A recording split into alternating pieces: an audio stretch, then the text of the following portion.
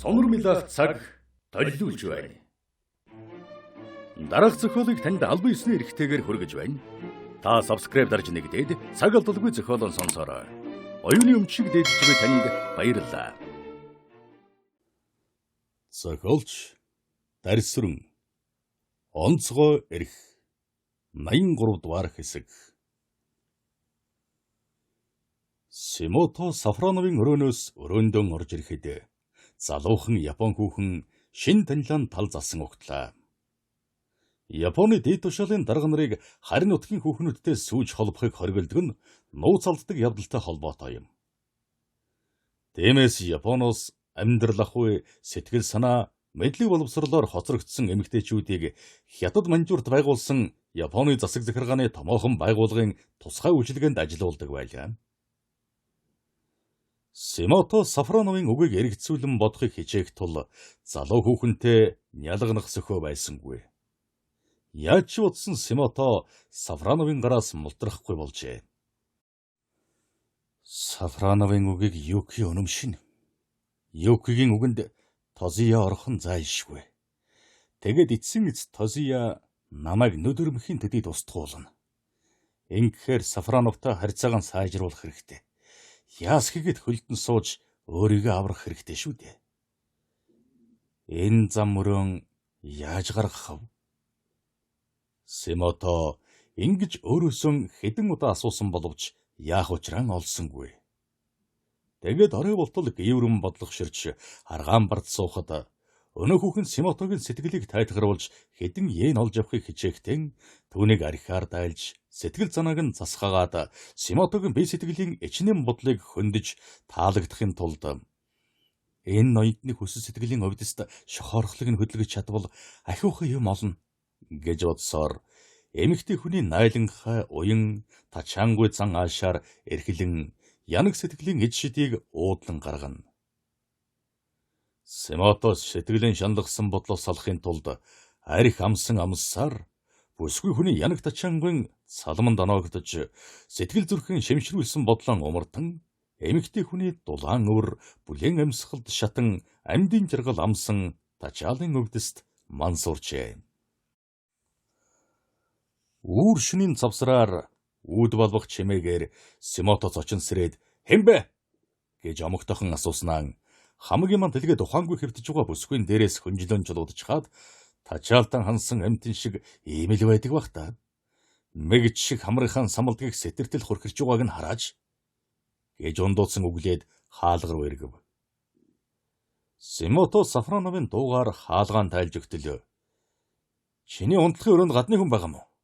гэснээр өөрөө төрүүлэн алхсаар буудлын үүдний өрөөний уужин танхимын нэг хананд байгаа диван дээр очиж суухад Симото амралтын хувцсны бүсийг уйсаар Сафроновын дэргэд ирж суулаа.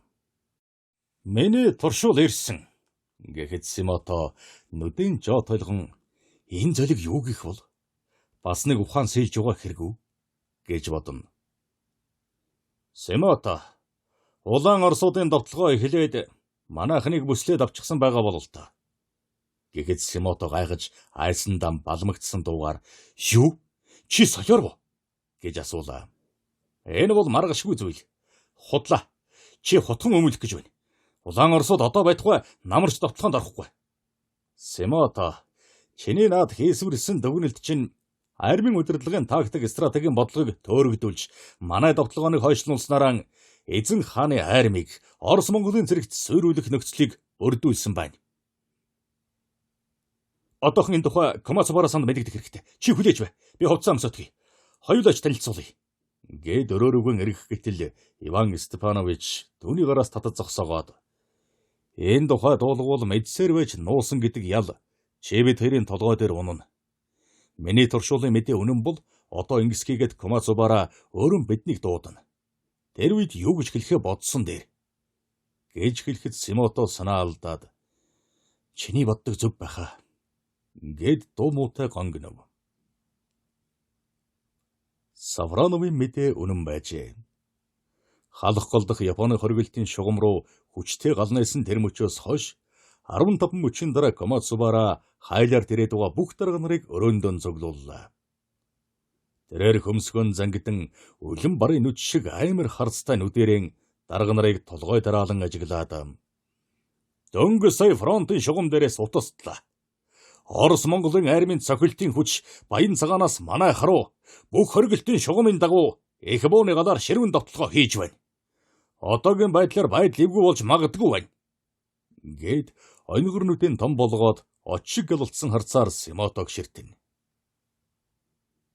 Комацубара хэсэг дуугүй байснаа "Тайса Симото" гэхэд тэрээр арга буюу суудласан өндив. "Та Орос Монголын цэргүүд довтлогоонд бэлтгээгүй намар өвлийн бэлтгэлд орж байгаа гэж тодорхойлоод байсан. Одоо тэгээд энэ бүхнийг юугаар тайлбарлах вэ?" гэж омогдов. "Гака, Орос Монголын удирдлагын цэргийн жинхэнэ баримтанд бид түшгэлсэн шүү дээ." Гэтэл Комацубара уурандаа шатаж "Тэр чинь биднийг төөрөгдүүлсэн хуурамч баримт байсан байна. Таны үүрэг бол тэр баримтыг шалгасны дараа бидэнд өгөх ёстой. Орос Монголын удирдлагын боловсруулсан хуурамч баримтыг та хянаж үзээгүй байна. Одоо явж фронтын байдлыг судлаад над дэлдэг. Энд байгаа дарга нар анги салбар дээр яаралтаач" гэд цугласан дарга нарыг тараалаа. Сафронов буудал дээрээд Симототой хэрхэх тухайгаан ярьлаа. "Симото, одоо чи халах гол руу явсны хэрэггүй. Тэнд очивол асуудал бүр хэзүүднэ.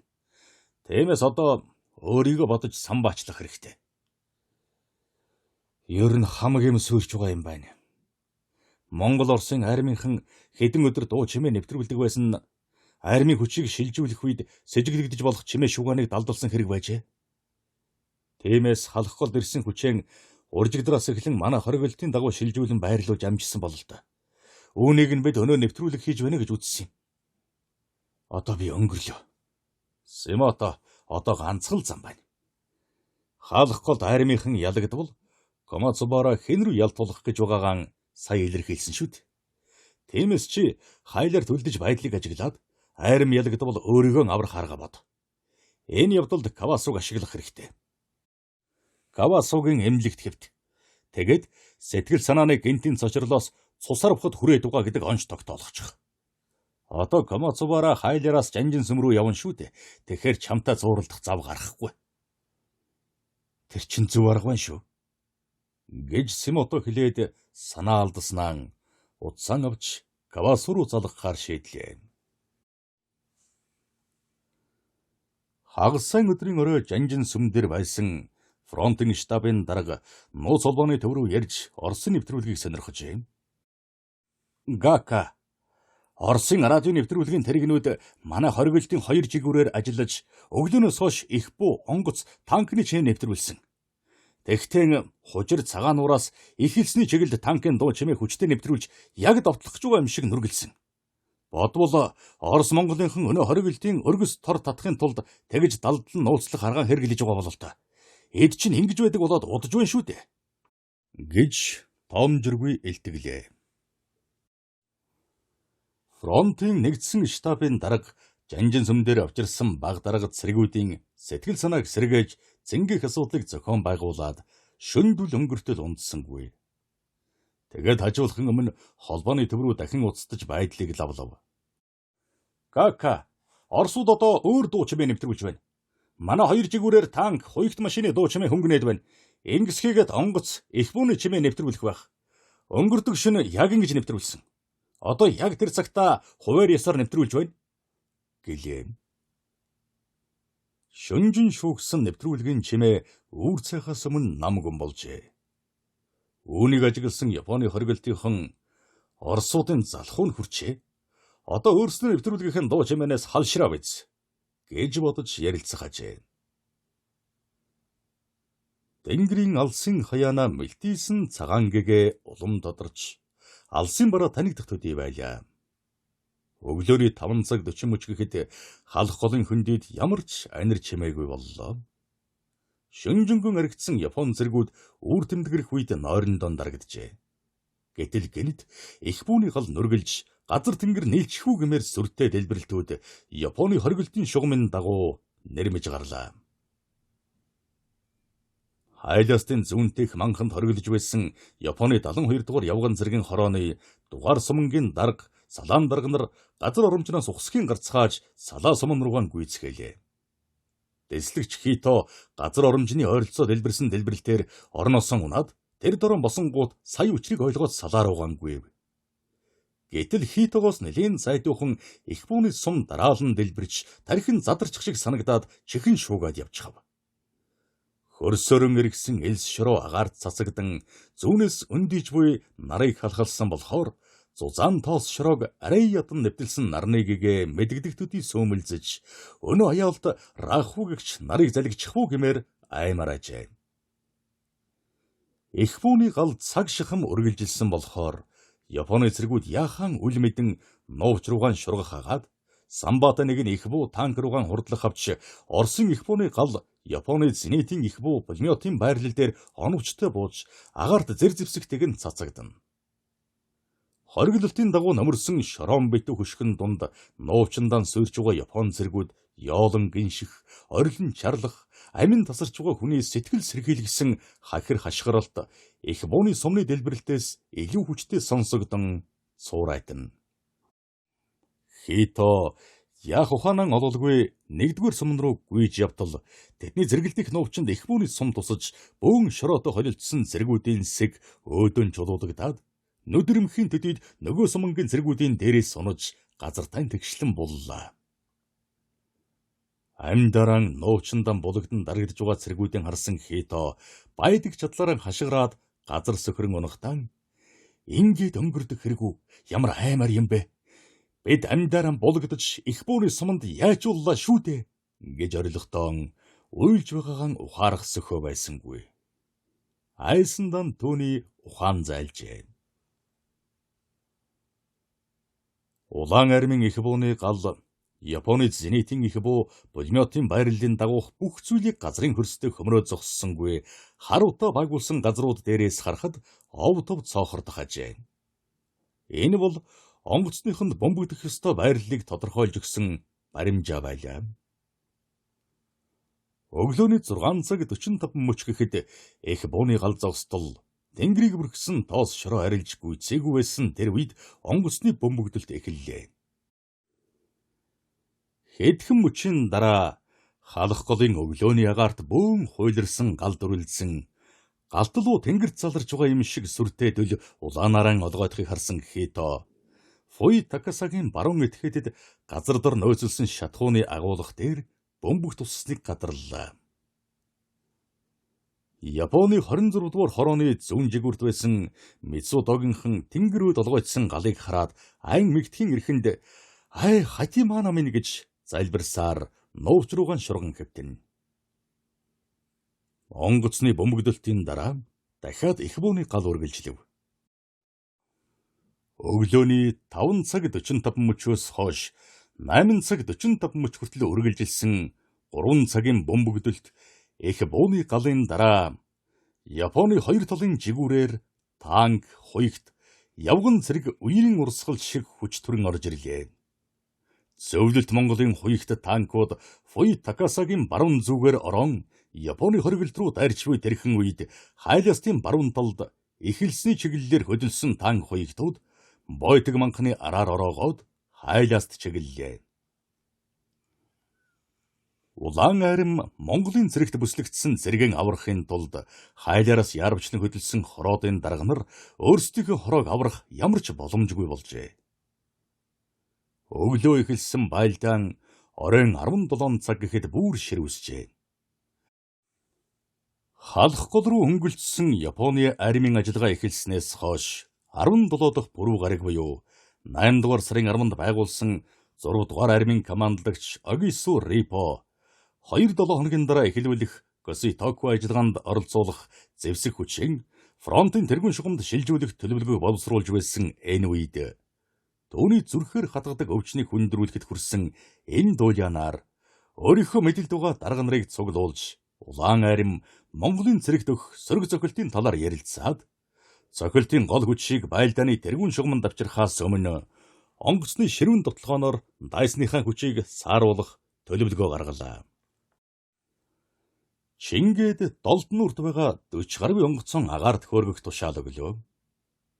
Японы онгоцууд Номон хаан Бүр догооны чиглэлээр Монголын хөлийг давтал Оросын онгоцнууд өөдөөс нь гарч ирлээ. Японы нисэх отрядыг удирдан ниссэн Хурандаа "Ситори, миний командыг сонсож бай. Оросын онгоц чиний өөдөөс чиглэж байна. Тэд 2000 м өндөрт нисэж байна. Чи өөрийнхөө хэсгийг авч эгц дээрээс нь довтлох хэрэгтэй. Тиймээс өндрөн 3000 м хүртэл нэм. Хурандаа таны тушаалыг мэдлээ" гэж Ситори өндөр авлаа. Энэ хүн бол Баян цагааны нуруунд их бууны батраа удирдах угаад галзуурсан Такеругийн ах байлаа. Ситори Оросын онгоцнуудыг ажиглаж байснаа Хурандаа "Оросын онгоцнуудын дунд 2 далавчтай онгоц байх шиг байна. Та олж харав уу?" "Ситори, би харж байна. Лав шинэ маягийн бөмбөгдсөн онгоц шиг байна." Ситори өндрөн автал Оросын онгоцнууд хамгийн тэргүүн эгнэнд яваа түүний хэсэгтээ тулдах янзтай бараг 3000 м-ийн цаанаас маневрлж эхэллээ. Эгшин өнгөрөх тусам түүний онгоцноос харавтаа байгуулсан нэгэн урт юм гарч ирээд Ситорогийн хэсэг рүү чиглэснийг гадарлангууд онгоцныхоо байрлалыг өөрчлөх тэрхэн эгшинд Ситорогийн төрөнд баруун гартал явсан 2 онгоц нүдэрмхэн зурт агаарт дэлбэрлээ. Агаарт онгоцны пулеметын сум сүлжилдэн энэ дэндгүй утаас авсуулсан онгоц шунгналтын зэрэгцээ өтгөн харавтаа байгуулсан өнөө урд нарийнхан юмнууд Японы онгоцнуудыг яахын зургүй жагсаалаас гаргаж байлаа. Хомхой цурхай шиг хэлбэртэй гялалцсан урт юмыг ажиглан зайлсхийж болгоомжлон ниссэн Ситори байлдааны талбайд орохоос халширан гайхаж байсан тэр үед Хурандагийн дуу чихнээ сонсогдож "Сонсч бай, аюул тулгарлаа. Сонсч бай, буудлын руу буц" гэх нь ямар нэгэн аюул сүрлээс болгоомжлсныг гэрчлэнэ. Японы онгоцнууд Хурандагийн тушаалаар Ирангийн хээрийн буудлын руу эргэж байлдааны талбайгаас тэр дорон гарцгаалаа. Тэгээд замбруулан нисэж Оросын онгоцноос зайлаад буудлын дээрэн ирж бууцгаав. 40 гаруй онгоцноос тал гаруй алга.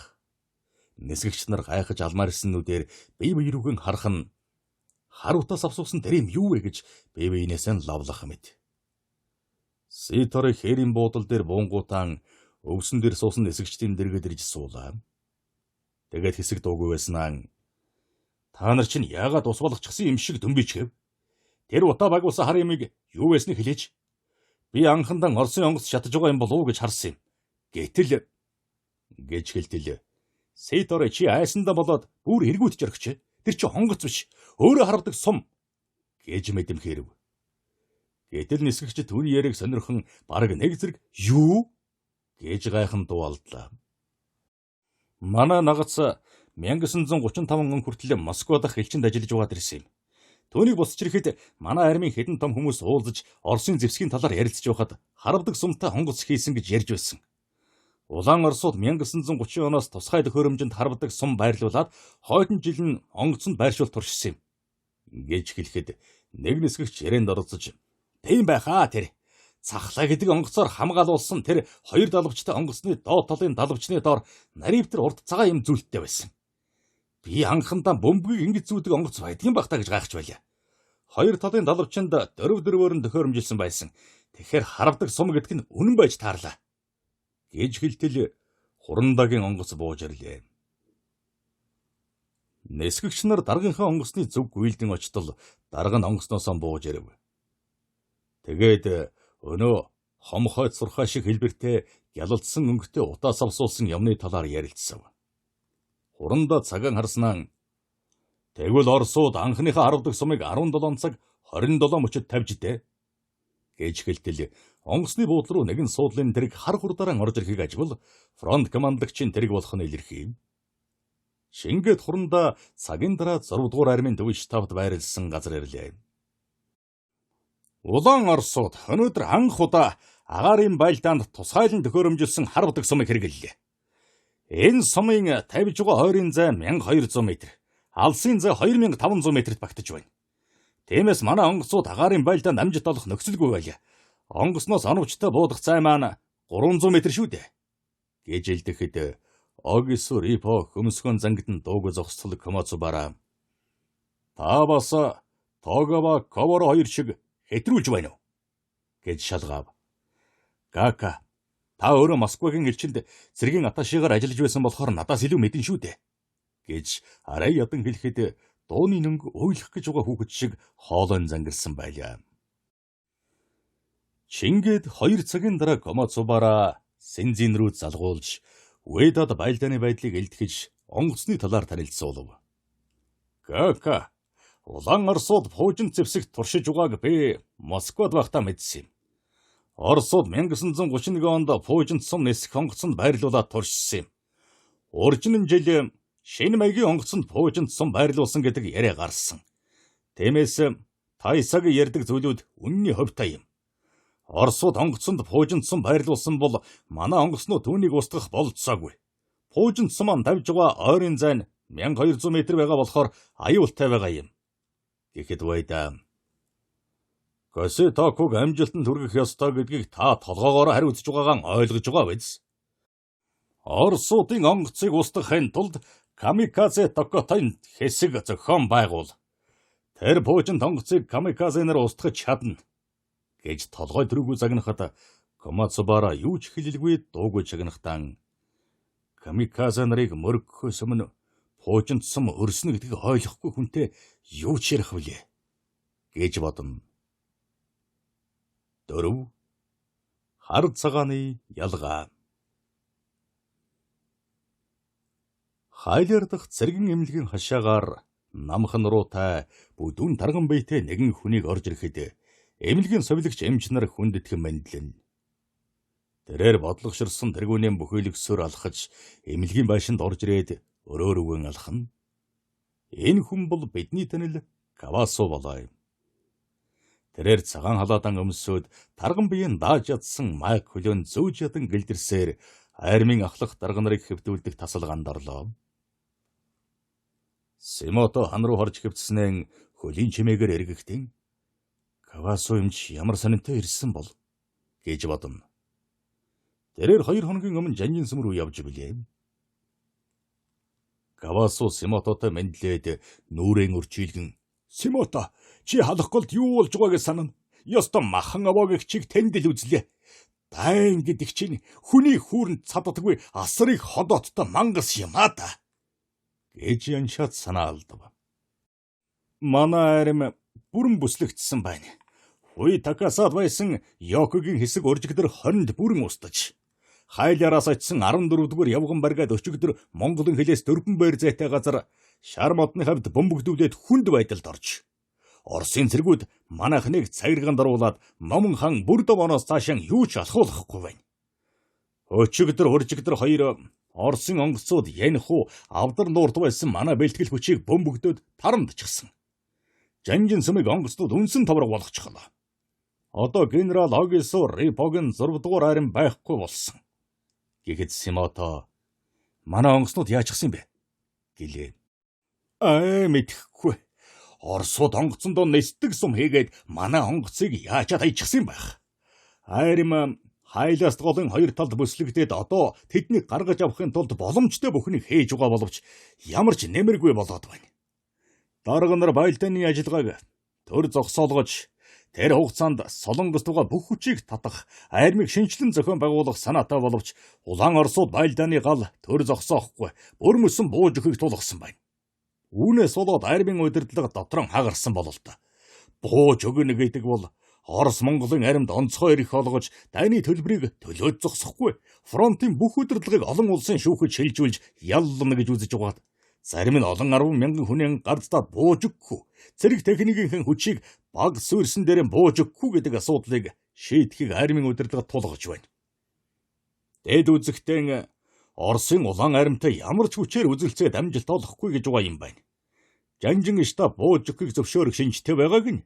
Учир нь улаан аримд бууж өгөхгүй бол Манжуур өвөр Монголыг тэр чигээр нь алдаж эзэн хааны арим умард хятадаас гарахад хөрнө гэж үзэж байгаа бололтой.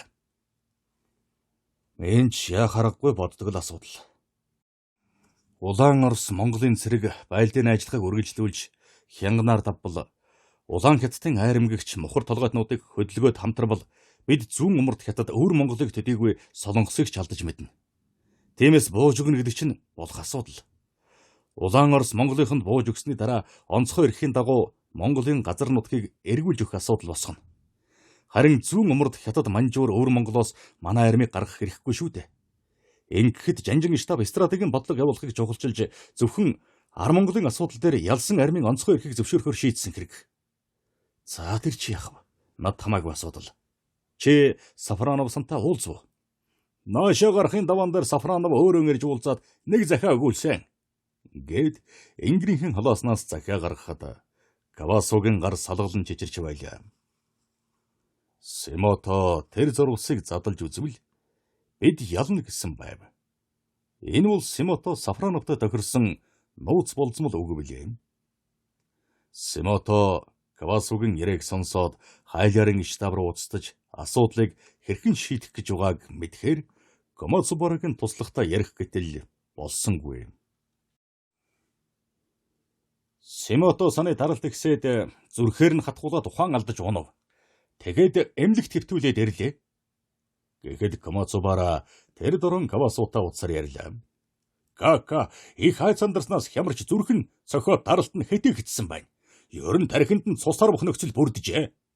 Гэж илтгэхэд Комацубара утсаан тавайд зүрх гэж туулаа шиг амт юм да. Улаан Орсын хуурамч мэдээнд мэхлвэсэндэн хариуцлаг хүлээх нь гэж айгаад сүнсэн зайлчих шахчээ. Гэж боджээ. Симото Комацубарагийн туслахыг хүлээж ядаад орой тийшээ нэгэн танил даргатай санамсаргүй уулзаж байдлыг асуув. Симото-сан, манай арим ялхаасан өнгөрсөн. Өчигдөр элсэн уул ногоон толгой дахь бэхэлд эзлэгдсэн. Бойтог манхан дахь бэхэлтийг 24-нд эзлээд авчихсан. Орос Монголын арим бүслэлтэй бүр хумайд одоо Такаса арай эзлэгдээгүй боловч ямар ч найдвар алга. Армийн тусгай төлөөлөгчд өчигдөр мухар өндөрлөгт байгаа 6 дугаар армийн штаб дээр ирсэн. Токиод бас Суид болж байгааг нь.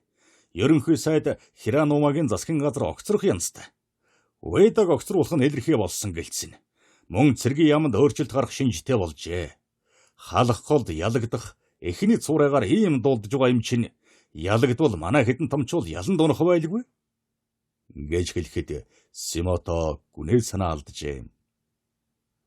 Сафронов 8 дугаар сарын 2-нд халах гол руу явахдаа Симототой уулзаж манайх ялагдвал би чам захаа явуулнаа. Гэд нууц болцмол үг тохиролцоход Симото хэрв ялагдвал бид ялна гэж бичээрэй гэж билээ. Одоо юм бүхэн үнэн болжээ. Симото цонхны өмнө зогсоод ингэж бодож байхдаа харбин дарж Йогама Гингогийн салбарт байгаа $80,000 хадгаламжийг салгаад авчих болов. Намайг хятадын бөглөн нутгаас олж чадахгүй. Гэж бодсоор оройн нар жаргахыг ширтэн ажлаа хэрхэн зохион байгуулахаа бодож байлаа. 83 дугаар хэсэг төгсөв.